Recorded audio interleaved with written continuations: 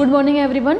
तो हम लोग थर्मोडायनेमिक्स की फर्स्ट यूनिट में रिवर्सिबल प्रोसेस और इरिवर्सिबल प्रोसेस पर आ गए थे, जहाँ पे मैंने आपको इनके एग्जांपल के थ्रू पे बताया था। वो लिया था ना गैस वाला सिलेंडर लिया था जिसमें गैस भरी हुई थी, ऊपर से पिस्टन लगाया था और पिस्टन पे आपके है ना दो तरीके के बल लग रहे थे। जो गैस बल लगा रही थी उसको नाम दिया था मैंने पी इंटरनल, और जो बाहर से बल लग रहा था उसको नाम दिया था पी एक्सटर्नल।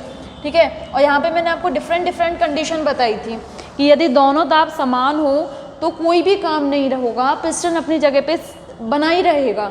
ठीक है। और यदि आपका एक्सटर्नल प्रेशर जो है वो थोड़ा सा ज़्यादा हो, मामूली सा ज़्यादा हो, तो गैस का प्रसार होगा पर बहुत मामूली सा होगा, इतना स्लो होगा कि आपको एक बार को तो ऐसे भ्रम सा होगा कि ये काम हो ही नहीं रहा है।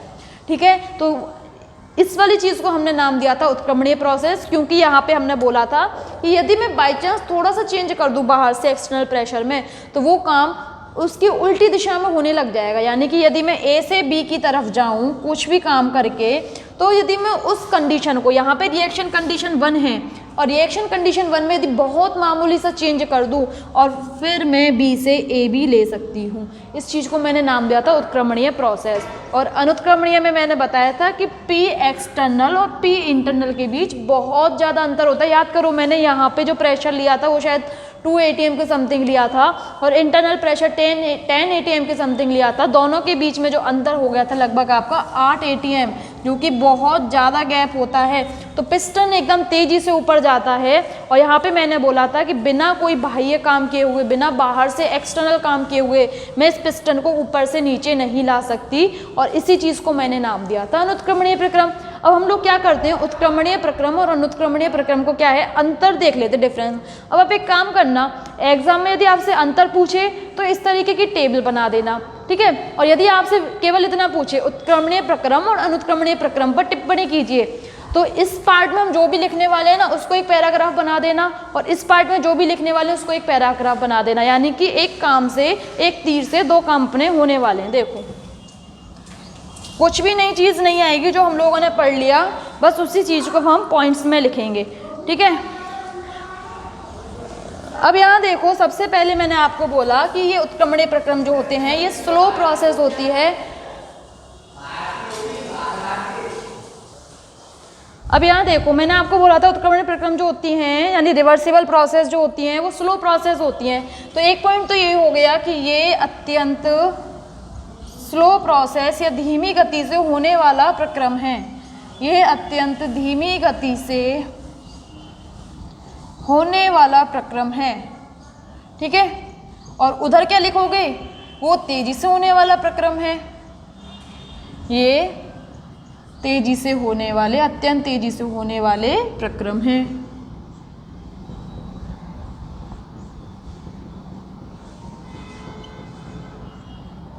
अच्छा, अब यहाँ पे मुझे एक बात बताओ, आप लोगों को रिवर्सिबल प्रोसेस में मैंने एक चीज़ बोल दी कि ये बहुत धीमी गति से होते हैं। मैंने क्या बोली, आप लोगों ने खुद ने भी फील किया। और दूसरी बात मैं ये कह रही हूँ कि किसी भी पल में चेंज करके रिएक्शन की साइड बदल सकती हूँ। तो ये रिएक्शन ना कभी भी पूरी नहीं होती है। आपके उत्क्रमणीय प्रोसेस इतने धीरे होते हैं ना, ये कभी भी पूरे नहीं होते। तो यहाँ पे आप लोग जो एक पॉइंट नोट डाउन कर सकते हो वो क्या कह सकते हैं कि ये जो होते हैं आपके कभी भी पूर्णतः कंप्लीट नहीं होते, या फिर दूसरे शब्दों में यहाँ आप क्या कह सकते हैं कि ये प्रति क्षण, ये हर क्षण या हर समय, ये प्रत्येक क्षण अपने पारिपार्श्विक के साथ, प्रत्येक क्षण अपने पारिपार्श्विक सराउंडिंग के साथ साम्य में रहते हैं, पारिपार्श्विक के साथ साम्य अवस्था में रहते हैं।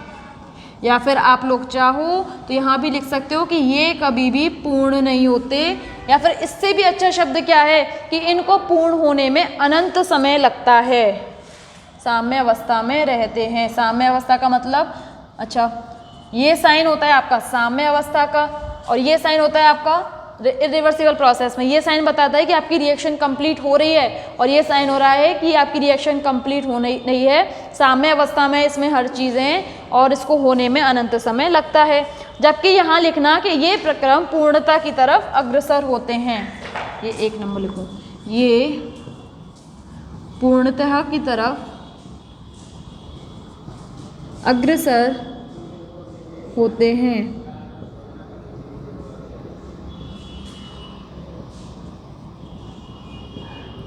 ठीक है, थर्ड पॉइंट आप लोग नोट डाउन करना। देखो, मैंने आप लोगों को बताया कि यदि मैं थोड़ा सा भी चेंज करती हूँ मेरा पिस्टन, यदि मैं थोड़ा सा भी पी एक्सटर्नल बढ़ा दूँ तो अब मेरा पिस्टन जो है ऊपर ना जाके नीचे की तरफ आने लगेगा। तो आप यहाँ क्या बोल सकते हो कि यहाँ प्रतिरोधी बल या प्रतिरोधी दाब में थोड़ा सा भी परिवर्तन करके आप साम्य की स्थिति को, साम्य की दिशा को परिवर्तित कर सकते हो। पर क्या ऐसा इरिवर्सिबल प्रोसेस में पॉसिबल था कि आप बस थोड़ा मामूली सा चेंज करो एक्सटर्नल प्रेशर में और वापस अपने जो इनिशियल कंडीशन है वहाँ पर आ जाए? नहीं होता ना। तो यही एक आपका अंतर का पॉइंट बन जाएगा। तो आप लिख दो कि प्रतिरोधी बल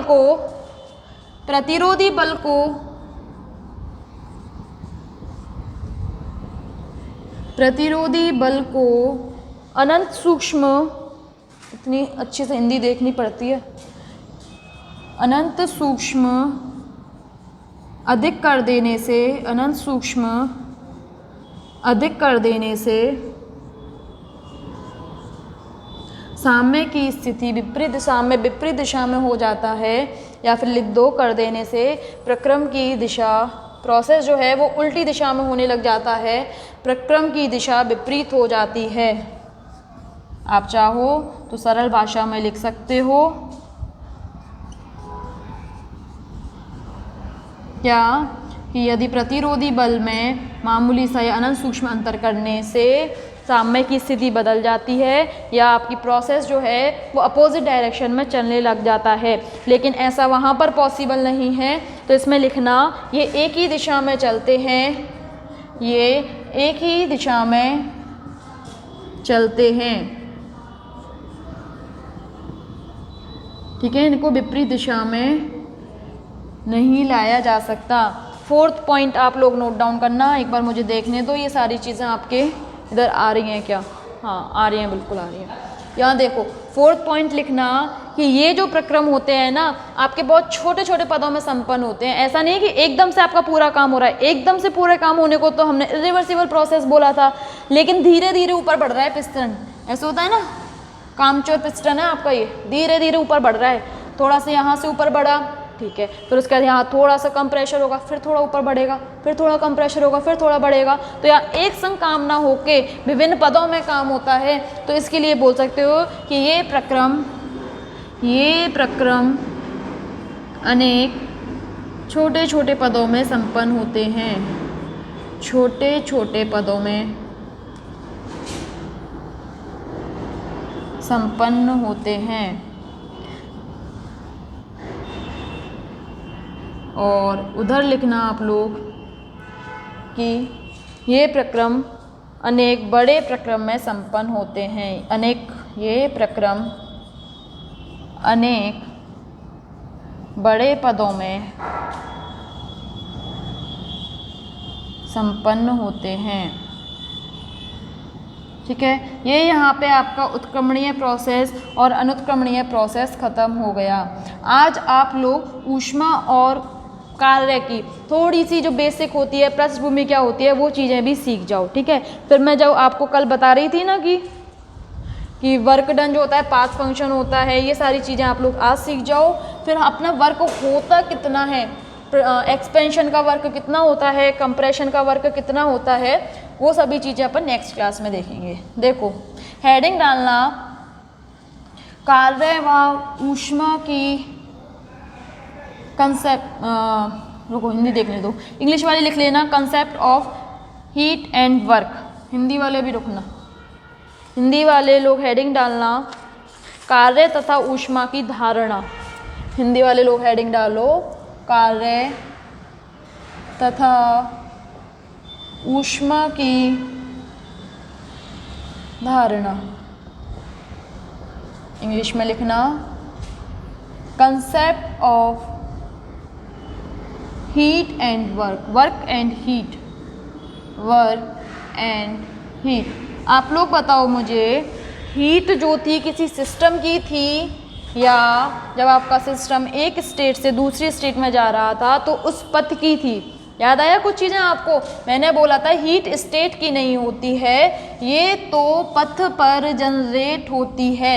और किस कंडीशन में जनरेट होती है? जब आपका टेम्परेचर डिफरेंट हो। जब आपका टेम्परेचर डिफरेंट होता है, अब आपका मैंने लिख दिया T1 ग्रेटर देन T2 है, तो उस स्थिति में दोनों पिंडों का टेम्परेचर सेम हो जाए तो ऊष्मा का प्रवाह उच्च से निम्न की तरफ होता है, तो ऊष्मा आपकी यहाँ पर जनरेट हुई। अब आप थर्मोडायनेमिक्स में क्या बोलते हो? थर्मोडायनेमिक्स में दो पिंड तो होते नहीं है, सिस्टम और सराउंडिंग होता है, ठीक है। तो यहाँ पे यदि सिस्टम और सराउंडिंग के टेम्परेचर में डिफरेंस है, ठीक है, मान लो आपका सिस्टम का टेम्परेचर अगेन वही T1 है, सराउंडिंग का T2 है, और T1 ग्रेटर देन T2 है, तो सिस्टम से सराउंडिंग की तरफ ऊष्मा का प्रवाह होगा कि नहीं होगा?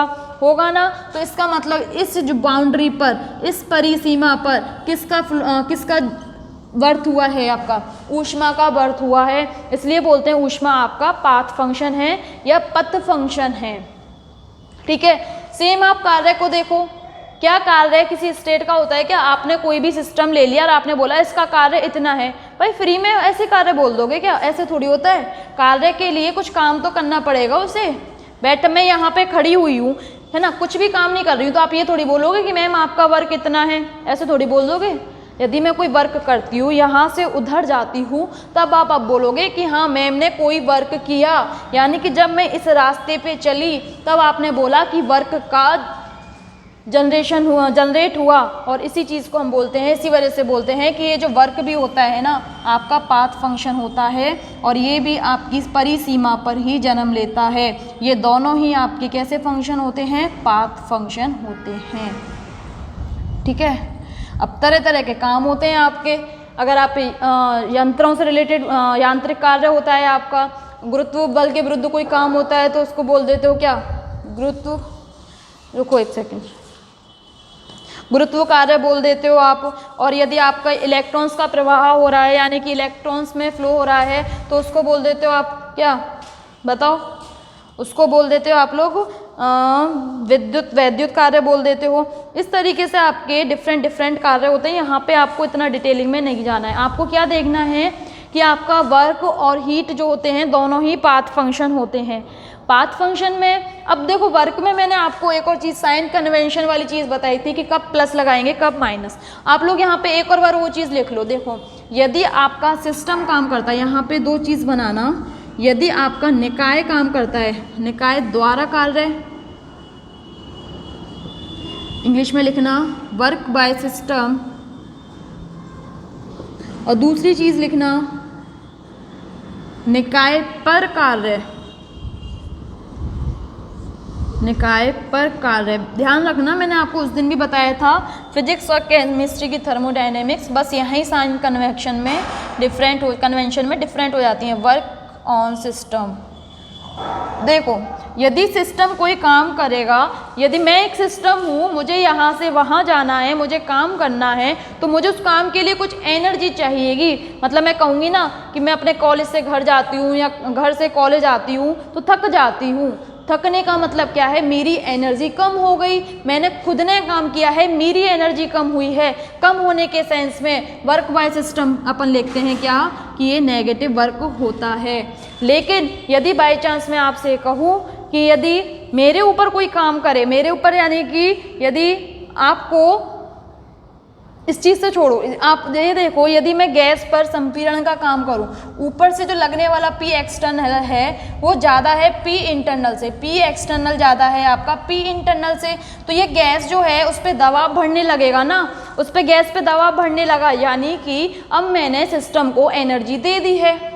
ठीक है, आप दबाव लगा रहे हो तो दबाव का मतलब ये थोड़ी है कि बस दबाव है, वहाँ पे एनर्जी बल ये सारी चीज़ें भूल जाएंगे। दबाव का मतलब बाहर की जो एनर्जी है अब आपको यहाँ से मिल रही है सराउंडिंग की, यानी कि वर्क ऑन सिस्टम पे निकाय की जो एनर्जी बढ़ जाती है, और उस बेसिस पर ही हम इसे लिखते हैं पॉजिटिव। ठीक है, इसी पर तरीके से ऊष्मा के लिए भी दो होते हैं। यदि आपकी ऊष्मा शोषी प्रोसेस है, यानी कि प्रोसेस के दौरान ऊष्मा का अवशोषण हुआ है, तो वहाँ साइन लगा दोगे पॉजिटिव साइन। और यदि ऊष्मा बाहर निकलती है सिस्टम की, यानी कि सिस्टम की एनर्जी कम, ऊष्मा कम होती है तो वहाँ लिखते हो आप नेगेटिव साइन, सॉरी। ठीक है, ये सारी चीज़ें आप लोग नोट डाउन करो एक बार।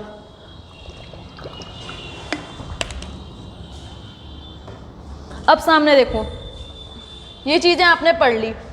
यहाँ पे ध्यान रखना एक और चीज़, ये जितने भी पाथ फंक्शन होते हैं ना, ये मैथमेटिकल बीजगणितीय संक्रिया बोलते हैं इनको, एल्जेब्रिक फंक्शन बोलते हैं। तो इनकी वैल्यू आपकी पॉजिटिव भी हो सकती है और नेगेटिव भी हो सकती है। जब मैथमेटिकली इनको सॉल्व करेंगे ना, तो आपका वर्क डन पॉजिटिव भी आ सकता है और नेगेटिव भी आ सकता है। ठीक है, इसी तरीके से आपका हीट के साथ होता है। तो आपको बस यहाँ पे यदि क्वेश्चन आ जाए तो लिख देना कि ये दोनों ही चीज़, कार्य और ऊष्मा दोनों ही चीज़ आपकी परिसीमा पर उत्पन्न होती हैं, पाथ फंक्शन होती हैं और बीजगणितीय संक्रिया होती हैं। तो पॉजिटिव और नेगेटिव साइन भी लगा सकते हैं, साथ में साइन कन्वेंशन वाली चीज़ भी लिख देना।